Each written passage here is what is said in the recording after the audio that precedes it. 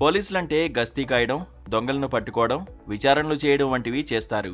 ట్రైనింగ్లో కూడా కఠిన శిక్షణ ఇస్తుంటారు. High jump, long jump, gun firing ఇలా అన్నింట్లో మెలకువలు నేర్పిస్తారు. దొంగలను వేటాడి పట్టుకునేలా సిద్ధం చేస్తారు.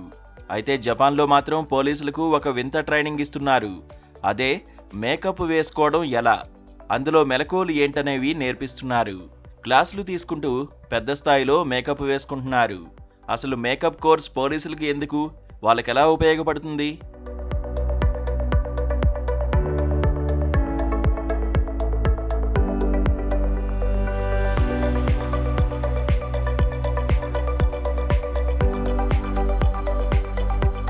కానిస్టేబుళ్ల నుంచి పై అధికారుల వరకు అందరిది ఒకటే పని.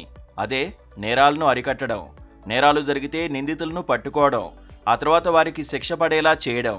జపాన్లో ఓ పోలీస్ అకాడమీలో వింతగా మేకప్ వేసుకోవడాన్ని నేర్పిస్తున్నారు. బ్యూటీ కన్సల్టెంట్లను పిలిపించి మరీ మేకప్లో శిక్షణ ఇస్తున్నారు. కుషిమాలోని పోలీస్ అకాడమీలో 2025 జనవరి నెలలో మొత్తం 60 మంది పోలీస్ అధికారులకు మేకప్ కోర్సును ప్రారంభించినట్లు అక్కడి మీడియా పేర్కొంది.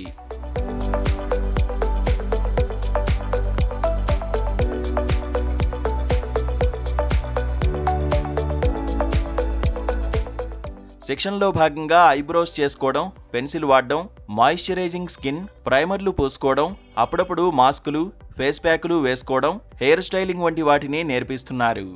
ఇందుకోసం ప్రముఖ జపనీస్ కాస్మెటిక్స్ బ్రాండ్ షిసోడో నుంచి ప్రొఫెషనల్ మేకప్ కన్సల్టెంట్లను పోలీస్ అకాడమీకి రప్పిస్తున్నారు. వారి చేత కూడా అప్పుడప్పుడు అనేక మెలకువలు నేర్పిస్తున్నారు. ఈ విషయం తెలిసిన వారంతా షాక్ అవుతున్నారు. అసలు పోలీస్ అధికారులకు, అందులోనూ పురుష క్యాడెట్లకు మేకప్ ఎందుకని ప్రశ్నిస్తున్నారు. దీనిపై స్పందించిన పోలీస్ అకాడమీ కారణం లేకపోలేదని చెప్పింది.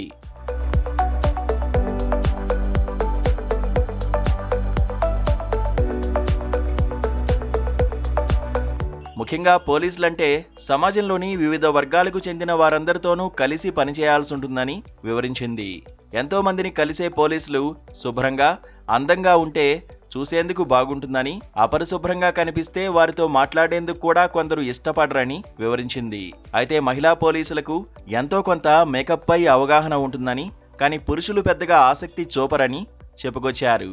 అందుకే తాము పురుష పోలీసులకు మేకప్ శిక్షణ ఇస్తున్నట్లు వెల్లడించారు. ఇక దీనిని కొందరు స్వాగతిస్తుంటే ఇంకొందరు కామెడీగా ఉందంటూ కామెంట్స్ చేస్తున్నారు.